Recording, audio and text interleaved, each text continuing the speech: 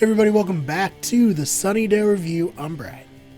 I'm Jillian. And Jillian, we have a doozy of an episode today. We do. I'm excited. Oh, so excited. What are we covering in this episode?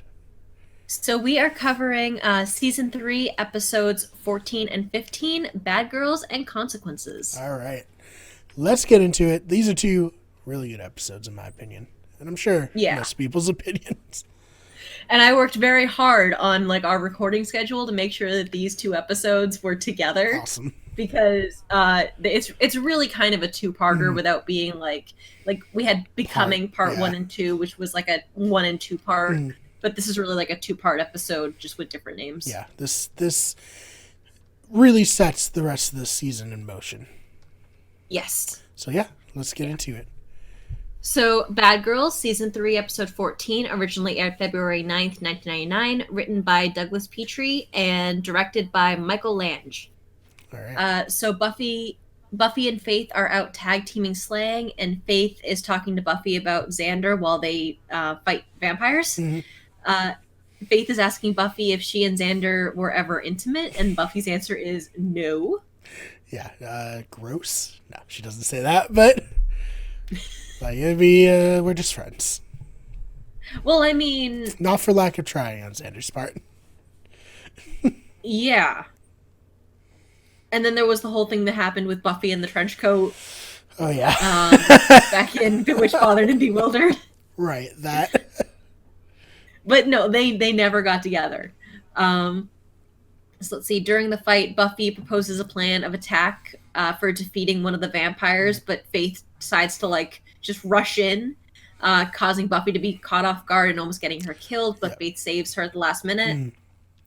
But it's very much telling of, Buffy and Faith's personality. Buffy kind of thinks things through a little bit more and wants to, coordinate with Faith, and Faith just kind of just goes... Yeet right in there. Yeah.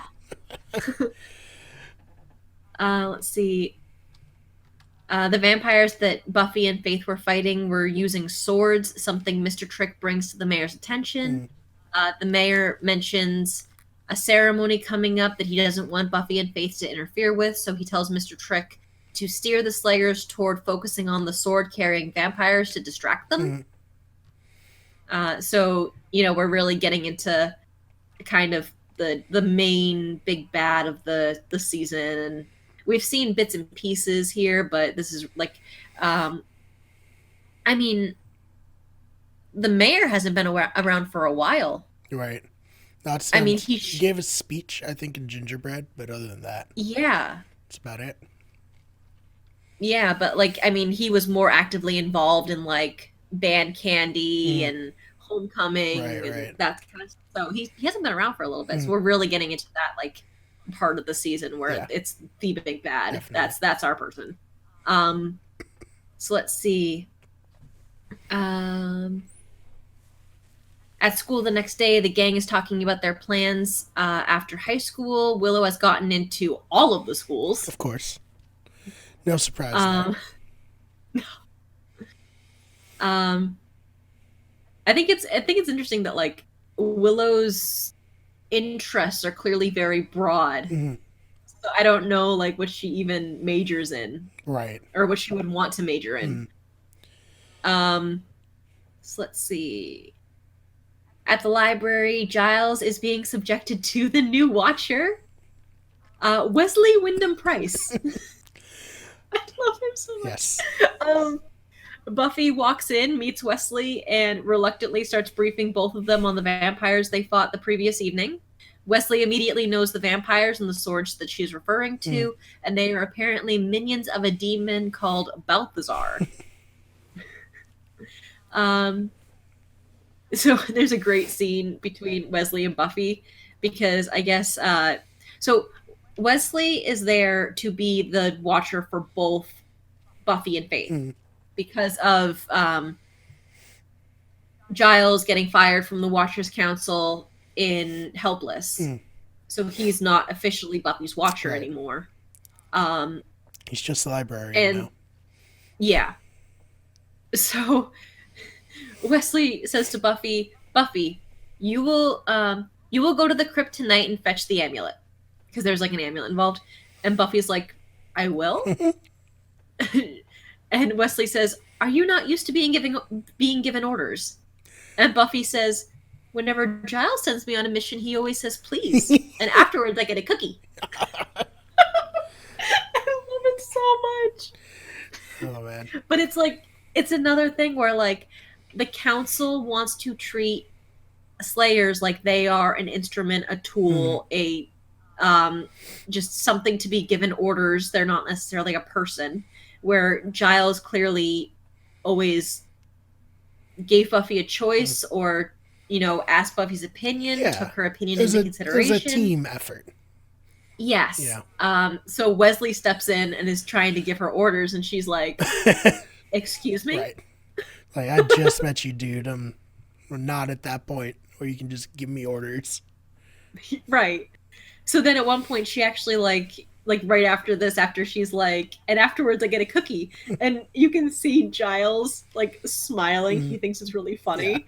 Yeah. And then he's like, you know, he gives her a look like, go on, do what he says. But it's I think it's just so funny to watch both the different styles and also like Buffy still turning to Giles for like not permission, but like do I really need to listen to this guy? Right. And Giles is like, at least kind of, you know, pretend that you do. Right. So Faith walks into the library, finds out Wesley is there and he's the new Watcher, responds with, screw that, and walks out. Well, because, I mean, think about it. So she had her original Watcher who died before we met her. Yep. Then she came in and she got, she was under Giles's care for a little while. Then we got, what's her face? Yeah, Lady Gwendolyn Post. Lady Watcher. Gwendolyn Post. Yeah, Gwendolyn Post. Who was in and out in one episode. She was evil. And she called Faith an idiot. Rude. Huh? She called Faith an idiot. Rude. I know. It's like, okay, I get you're not like the nurturing type, but like, it's just kind of an asshole move. So then she had Gwendolyn Post, and then she was back under Giles's kind of not protection, like he was her Watcher, again, temporarily. And then she gets Wesley, who, I mean, they make fun of Giles for being like tweed clad, you know, whatever, but like Wesley is that to the next level. Yeah, he's he's a lot. And and at one point Buffy like asked Giles like, so are we sure that Wesley is like legit? And he's like, yes, I called the council. This is not another Gwendolyn Post thing. Like he's really part of the council. He's really supposed to be here. Yeah. Buffy turns to Wesley, is like, because the last one turned out to be evil. Oh man. It's like, let's check your credentials on this first before we actually start listening to you. Yeah, it's a fair point. Oh, absolutely. Like, I think I would have been mad if they didn't, acknowledge it. Definitely. So let's see. Faith and Buffy go to get the amulet, but once again, Faith jumps in without a plan. Buffy almost ends up getting killed, and in the process, as one of the vampires tries to drown her. Which is messed up, because, you know, she died from this. Yeah. A little bit of PTSD around that. I wouldn't blame you. No. Well, and also when she almost, she got thrown into the water when they were trying to get rid of the box with the judge's arm. So, yeah. And she fell in that episode we hate. Yes. Yeah, so. Yeah. The girls bring the amulet back to Giles. It's worth noting that Buffy is now wearing a leather jacket. She seems to be adopting more of Faith's style.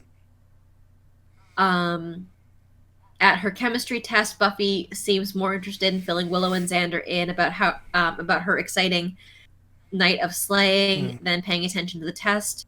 when Faith shows up at the window and Pictionary's a message to Buffy asking if she wants to go slaying. Buffy decides to bail on the chemistry test and climbs out the window.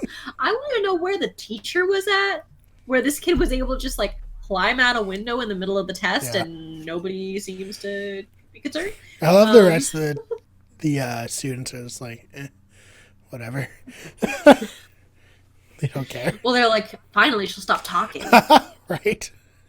Because Buffy kept trying to talk to Willow, and it's like, okay, where's the teacher? Because this kid's clearly talking and like turned all the way around in her seat because Willow's behind her.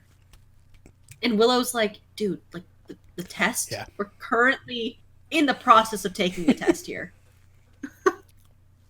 So let's see. The girls go off and slay during the day, then spend the night celebrating their victory by dancing with each other and a bunch of random guys at the Bronze. Angel shows up and Buffy like climbs on top of him. Yeah, she does. He doesn't think that her behavior is funny and says that they need to talk. He has info on the demon and the amulet. Turns out that the demon Balthazar, whose amulet they now have, isn't as dead as Wesley had said he was. Wesley shows up and Buffy grabs the amulet out of his jacket and hands it over to Angel for safekeeping. I just think it's funny that, one, Wesley's at the Bronze. Two, Buffy's like, where's the amulet? And Wesley's like, oh, it's in a safe place. And she just reaches into his jacket and pulls it out of the pocket. And she's like, it makes your jacket pooch. And then hands it over to Angel. And Wesley's like, but no, like... It's like, dude, you gotta learn this Slayer. She's gonna do what she wants. Yeah. Especially right now. Yeah. So let's see. We see the demon Balthazar, a huge wrinkly demon in a big bathtub who constantly requires water being poured on him by his vampire minions. It's like, dude, time to get out of the jacuzzi. You're looking a little bloated. He looks like a once intimidating demon melted. Yes. So let's see. Balthazar sends his minions after Giles and Wesley to get the amulet so he can get his power back and return to normal size. I guess that maybe he was like massive and then he shrunk, but like all the skin was still there from when he was massive. Yeah, like, looks like he could be starring in my like 6,000 pound life. Yeah. Yeah. Buffy and Faith have used the info they got from Angel to track down Balthazar and are considering jumping into a fight with him when Faith suggests they stock up on weapons at the hardware/hunting store that's like across the street. Yeah. Very convenient. It is. They break in and start stealing weapons. Faith fills Buffy in on her philosophy of want, take, have. She just kind of feels entitled to taking whatever she wants. She's a slayer. She can do whatever she wants. Yeah. I mean, she shouldn't, but she does. Right. As the two girls are robbing the store of weapons, the cops show up and the girls are arrested. En route to the police station, they break the back window using their combined Slayer strength and manage to crash the cop car and escape. It's like, guys. Let's see. The next day at Buffy's house, Buffy checks the newspaper, but there's no report of their robbery or the cops. Willow comes over to give Buffy a protection spell she made for her. Faith comes over to pick up Buffy for patrolling. Willow wants to go with Buffy, and Buffy tells her no, and Willow is obviously her. So, I feel bad for Willow. Yeah. Willow feels like she's losing her friend. Right. To Faith.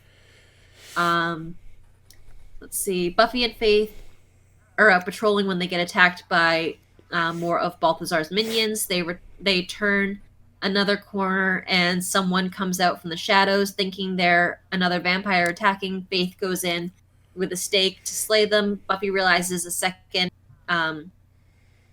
early that he's not a vampire, but Faith is already going in for the kill. So Faith stabs the man in the heart with her stake and he collapses. Buffy tries to save him, but it's too late and he dies. Yeah. So I think this is a hard scene because, like, it sucks and it's bad that this happened, but it's an honest mistake. There's no malice intent on Faith's part. Yeah. But it's hard. I mean, obviously, she killed someone. That's messed up. She's not really ready to deal with it. And, yeah, it's just a bad situation all around. Yeah. And to add to that, it's even worse because it turns out that this was Alan, who's the mayor's right-hand man. Mm-hmm. Yeah, what do you think he was doing here?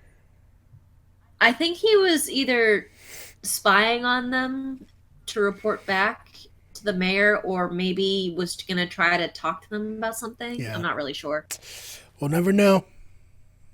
Yeah. Let's see. Angel shows up in the alley and can smell the blood on Buffy's hands from where she tried to save Alan. Mm. She assures him that the blood isn't hers. Back at Balthazar's hideout, we see that his minions have captured Giles and Wesley. Wesley pees himself because he's scared. Yeah, first time being captured by Big Bad. Yeah. Gotta get used to it. This is how it is as a watcher. Yeah, like Giles is like super calm about it. He's like, yeah, this happens like once a week. Mm-hmm. It's a thing. It's fine. Wesley's like, I just peed myself. Angel comes in to save them. Buffy backs him up. She ends up electrocuting Balthazar in his bathtub, and he dies, saying that something more powerful than him is coming. Back at City Hall, the mayor is finally performing the ceremony he alluded to earlier in the episode. We see him become invincible, taking a sword wound to the head, but healing almost immediately. Yeah. So, It's very dramatic too. Could have just cut your yeah. hand with like a letter opener, you know. But no, he's like all or nothing right here. Well, because like they had captured one of like the sword wielding vampires, and then they just like let him out, and he just goes and like tries to like cut his head open or something, like cleave him, and it like yeah, and then it just like kind of fixes itself. Yeah, it's crazy looking. Let's see. Buffy goes to Faith's motel room to talk to her. We see that Buffy is dressed in black.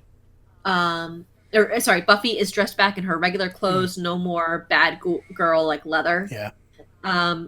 Faith tells Buffy that she went back and waited and dumped the body, so Alan's body, in the river. There's nothing for the cops to find, so they're off the hook. Buffy says that Faith doesn't understand. She killed a man, and they have to do the right thing. Faith tells Buffy that she doesn't care. Yeah. I mean, she does, So, but yeah. Bad situation. Yeah. So, with this one, I have to recommend that people go on YouTube and look up the bloopers for this season. There's a hysterical blooper of Balthazar. Okay. Where like he's in the bathtub and a door swings open and you can see like his human legs. And he awesome. Well, because it's really weird. It's like the water must only be on the surface. It doesn't go all the way to the bottom of the tub. Yeah. And so it's all dry underneath. And he's like in a suit that's part of the whole jacuzzi thing.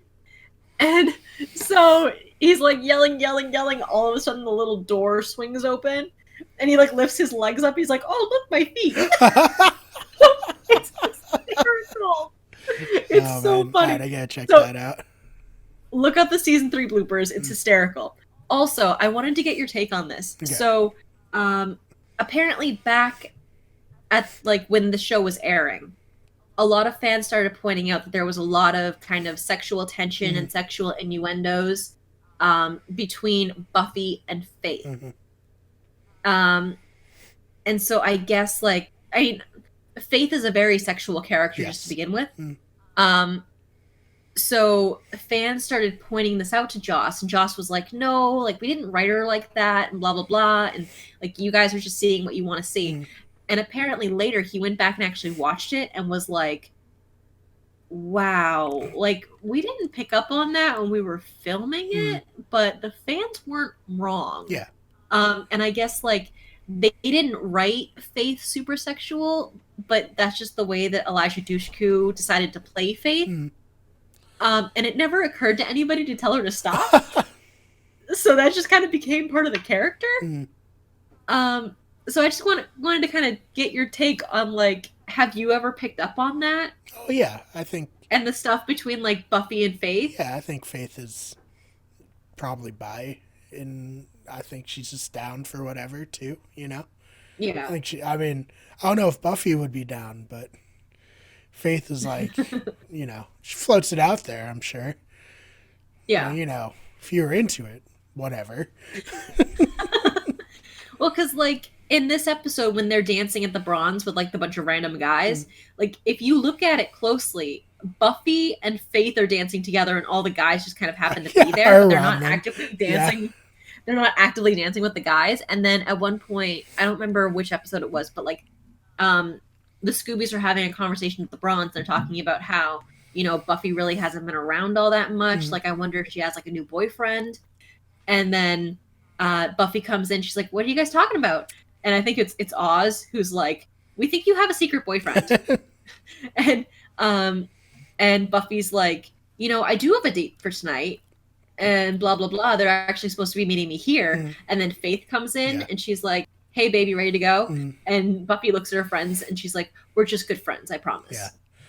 But it's like, there's a lot of jokes in there that's kind of like, I don't know how the writers wrote that and didn't pick up on it. And Faith, like, does the breath with the heart when she's getting Buffy.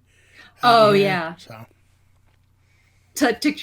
To create, like, the steam on the window to be able to draw the heart with the stake in it. Who knows? So, yeah. Yeah, but I agree. I think there's some underlying tension there. Yeah. Who knows? Faith was barking up the wrong tree. She was so close. Almost there, but oh man. I mean, yeah. We'll get to that. Yeah.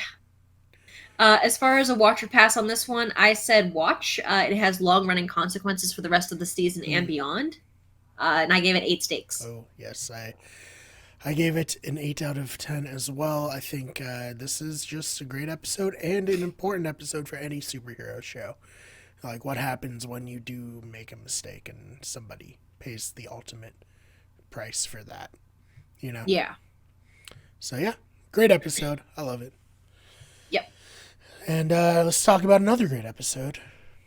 So, kind of the second part of this episode.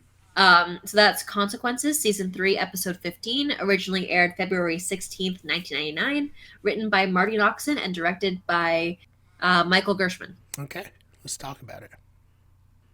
So, let's see. Episode starts, Buffy's dreaming that she is drowning.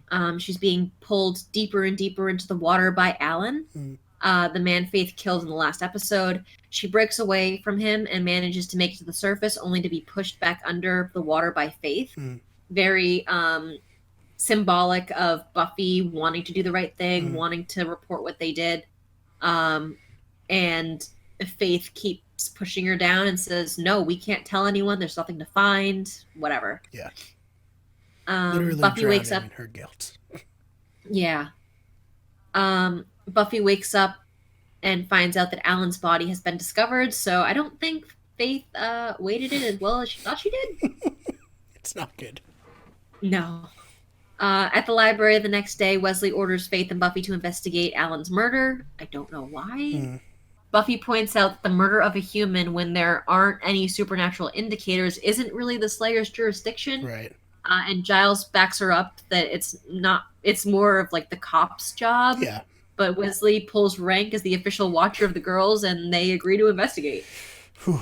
Well, I mean, lucked out for them. You investigated the murder you committed, right?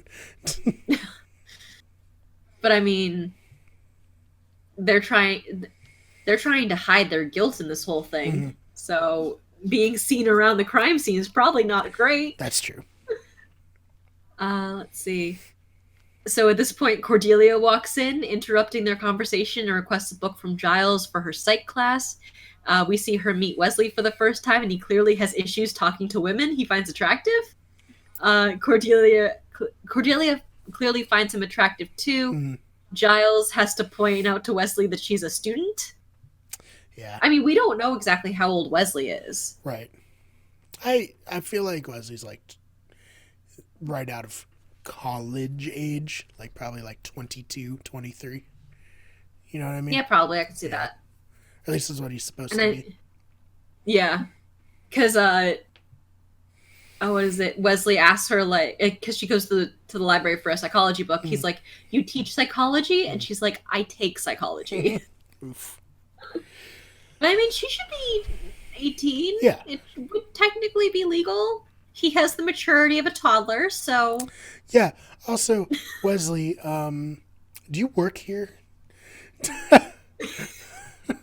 Why are well, you on this campus? clearly there's no kind of security at the school. No. I mean, they just kind of let anybody come in and hang out for the day. Yeah. But I mean, you could question that with like Kendra. Kendra wasn't a student. Yeah. Neither was Faith. Faith wasn't a student, Yeah. but she was there all the time. What can you do? Question and be confused. Let's see. So Buffy and Faith chat in an empty classroom. Buffy says that she can't pretend to investigate the murder when they both know exactly what happened. Faith calls her out, wondering why she can't lie about this, but she could lie about Angel being back. Buffy wants them to come clean about what happened, and Faith says that if she goes down, she'll take Buffy with her. So it's just like, I mean, you could take this and look at it like, you know, you and your friend were out and you dinged your parents' car, and one of you who probably was driving is trying to like be like, no, let's not tell, you know, let's just, you know, say we don't know what happened, say that we went to the grocery store and somebody hit it with a cart, and the other person being like, no, I want to come clean. Like we hit a curb, we hit whatever, I don't know, a pole, I don't know, but like I think it's another one of those things that like, even though it's like so crazy, like they murdered somebody, or Faith, let's be clear, Faith murdered someone. Right. It was not Buffy, but you know, having that kind of good angel, bad angel, and then being in conflict. I just love any way that like you can relate this show to like an actual real life potential experience. Right. And that's something that the show does so well, is like metaphors that can be taken out of the context of the show and somehow applied to your own life. Right. Yeah. So let's see. Angel lurks around the crime scene and figures out the blood that was on Buffy's hands is the same blood from where Alan was killed. At City Hall, the mayor is trying to cheer himself up by using the shredder and just like shredding paper. Yeah. He's so weird. Mr. Trick brings him the coroner's report, and it says that Alan was stabbed with a sharp wooden object, and that he has heard reports that the Slayers were out hunting vampires a block away. Mayor Wilkins is very excited about the concept of a Slayer being up for murder 1. Yeah. So murder in the first degree. Let's see. Buffy and Faith break into the mayor's office to investigate Alan. They hear the mayor and Mr. Trick talking. Let's see. Back walking around town later, Buffy pleads with Faith again to let her tell Giles what happened. Faith says that she doesn't think they should get in trouble because of how many people they've saved by slaying. She thinks one death doesn't really matter compared to how many lives they've saved. But Buffy responds saying that just because they help people doesn't mean they can do whatever they want, which is kind of it's kind of Faith's belief system in that, you know, oh, I save people, therefore I am I can do whatever I want. I'm essentially a god. Yeah. Like I can rob stores and be fine and not care. Yeah, there's a way she's thinking she's netting positive overall.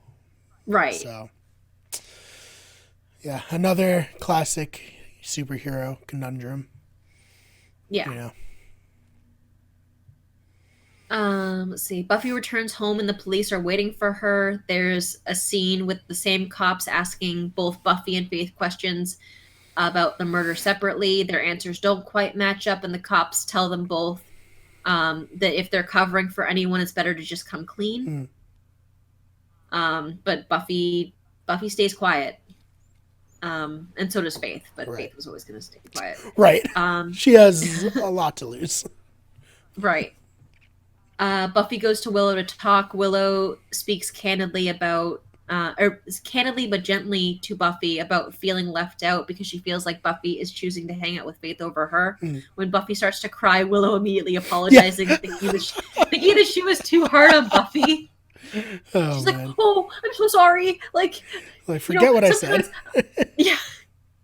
Well, this is before she even knows what's going on with Buffy. And so she's like, I'm sorry, I was trying to be nice, but sometimes I can just get really mean. And it was literally nothing that Willow said to her. Buffy is just overwhelmed by everything going on outside of her and Willow. But Willow is just like, oh, I'm so sorry, I didn't mean to cause you to cry. Oh, man. I love Willow so much. So Buffy explains everything to Willow. Willow convinces Buffy to go talk to Giles. Buffy heads to the library to tell him about everything that happened and discovers that Faith is there. She's beaten her to the punch and told Giles everything that happened except changed one very specific detail and tells Giles that Buffy is the one that killed Alan. They're all kind of important, that discrepancy. Oh, very much so. Very much so. So Giles is incredibly angry. When he sees Buffy, he tells Buffy to go into his office and tells Faith to head home. Once Faith is gone, Giles reveals that he knows Faith was lying and that she was really the one who killed Alan, not Buffy. But it's like for a split second, you're like, oh, crap. Yeah. He believes Faith. Right. Like, this is bad. And Buffy is, all ready to apologize, and Giles is like, she's not a good liar. Like, I know it wasn't you. I know it was her. Yeah. So he apologizes to Buffy for scaring her with acting like he believed Faith, but explains that he needed Faith to think that he was on her side because he doesn't know how far she'll go with the lie. Right. Giles tells Buffy that this isn't the first time a Slayer has killed a person accidentally, which, makes sense. Yeah, it happens. I mean, you're out there, you're fighting for your life, and somebody just walks in at the wrong time, and you think everybody's attacking you. Yeah. So I can see where this could have happened in the past. There are protocols within the Watchers Council where they will investigate and serve out punishments if necessary. But since Giles has been let go, he doesn't have to and doesn't plan to involve the Watchers Council. Yeah. His bigger concern is that Faith seems to be in denial about what happened and is unable to accept responsibility for that. Unfortunately, Wesley overhears all of this and immediately, because he's Mr. Headboy, Mr. rule follower. Real Percy Weasley to continue the Harry Potter references. Yes. He was head boy at whatever school. Yep. So Wesley calls the Watchers Council. Yeah. And see, this is the thing where it's like, Giles isn't conventional to the Watchers' way of doing things, but if they had kept him in, I think a lot of what's going to happen would have been avoided. Yeah. So. Yeah. I don't think Giles ever put too much stock in the Watchers Council's. I mean, even considering the fact that there was a second Slayer who had an assigned Watcher and all of it, and they never called Giles to tell him. Right. Like he didn't know about Kendra until Kendra showed up. Right. Oh, man. So, and clearly she had a Watcher, and the council knew about her. So why they didn't call Giles and tell him is just beyond me. They're just dumb. Yeah, they are. Bad. The Watchers Council is dumb and bad. Yes. Not a hot take, in my opinion. No. Let's see. So the next day, the Scoobies meet in the empty cafeteria to discuss what happened and determine what to do next. Xander volunteers to speak to Faith as he thinks they have a special connection. Okay. Understandable. Willow picks... From Xander's point of view. She used him and then kicked him out. Didn't even give him time to put his pants on. So let's see. Willow picks up on the fact that Xander is alluding to them having slept together, and she's clearly hurt but doesn't say anything, instead opting for a quiet cry in the bathroom by herself later. Right. So we can see how she's kind of grown and evolved since when she found out about Xander and Cordelia, she was very upset and yelling at Xander. Right. Whereas now, you know, she realized that she doesn't really have any. She doesn't really like. It's not her boyfriend. They're friends, but she doesn't really have room to complain. Yeah. Almost. I don't know. I feel like there's a better way I could put that, but Right. I don't know. Yeah, I know what you mean. Yeah. So she just kind of goes and cries in the bathroom, which I still feel bad for her. Yeah. Like my heart still breaks for her, regardless. Yeah. So let's see. Buffy points out that Faith doesn't take the guys that she's had a connection with. Right. And I'm doing air quotes here. Very seriously, and actually sees them as like a big joke. Yeah. I'm pretty sure Xander says something like, "Okay, well, that's a hit to my ego. Thanks." Even after being told by the Scoobies that his connection with Faith probably won't convince her to come clean and accept what she's done, Xander decides to go anyway, visiting Faith in her motel room. Faith throws Xander on the bed and is toying with the idea of killing him, actually going so far as to start choking him. And she's stopped by Angel hitting her over the head with a shovel. So, I mean, she's clearly off the deep end at this point. This is really messing with her. Yeah. So let's see. Angel brings Faith back to the mansion and chains her up. He tries to connect with her, one killer to another. We discovered that this was Buffy's plan. She heads out to get some of Faith's stuff while Angel goes back in for round 2 with Faith. He actually starts to make some progress with her, but suddenly the Watchers Council, led by Wesley, break in and kidnap Faith with the intention of taking her to London to face trial. Yeah. This is where it all really goes downhill. Yeah.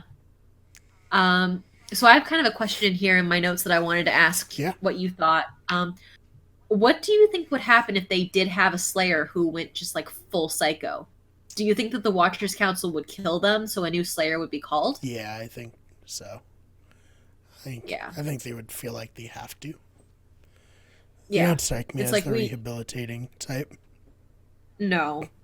I would see them being like, we need a reset. Yeah. If we kill her, then another one will be called, and maybe we can control that one better. Yeah, definitely. So let's see. Faith escapes the Watchers Council, and Buffy catches up with her at the docks. They start to fight, and then are ambushed by Mr. Trick and his gang. Faith ends up saving Buffy from being killed by Mr. Trick, restoring some of Buffy's trust and faith. Later, Buffy fills Giles in on the fact that Faith saved her life and she's not going to give up on Faith. The episode ends with Faith talking to Mayor Wilkins, saying, "Hey, I heard you have a job opening." Yeah, now that Mr. Trick is gone, and she offers to work for the mayor. Yeah, big cliffhanger, big inciting incident. Yeah. So what did you give this as a rating, and would you watch it or pass it? I think I know the answer. Well, this one's a watch for me for sure. Yes. It has long-running consequences for the rest of the season and beyond. I mean, if you don't watch this one, you don't understand, or you don't even know that Faith is working for the mayor. Yeah. Or how that even came about, or anything, really. So yeah, long-running consequences for the rest of the season and beyond. I gave it 8 stakes. Yeah, I gave this a 9. I think it really delves into Faith's psyche. It really shows how flawed the Watchers Council is. If you just let Giles be in charge, I think Faith gets the help she needs to work through this thing, and she remains a good member of the main team. And not what's going to happen. All this stuff that happens later wouldn't have happened. Yeah. So, bad Watchers Council. Giles, good. Pretty much, yeah. Anything else you'd like to add before we sign off for this episode? Nope. I thought this was a really strong 2-parter. I'm really excited for our next episode where we get to talk about Doppelgangland, because I love that episode. So absolutely, this is a really fun one. So yeah. Where can they find you online?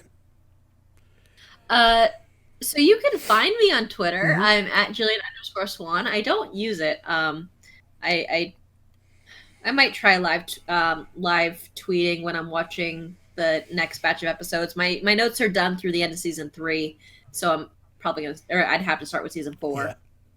But so if you've already seen the series and don't mind seeing spoilers, Right. I don't know why you'd be listening to this podcast if you hadn't seen the series. But Right. Yeah.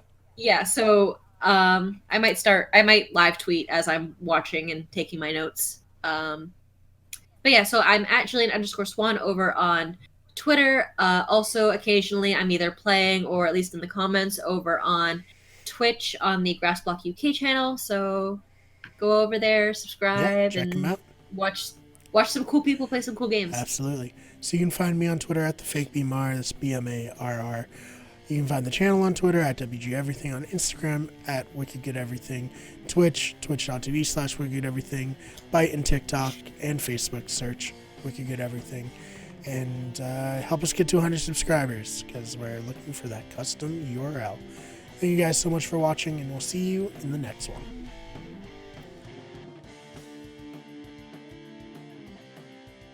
The Sunnydale Review is a Wicked Good Everything production. The fan art of Buffy was created by Fishbone Art. The logo was created by Tamar Kutab. The original intro and outro song was created by Alex Carl.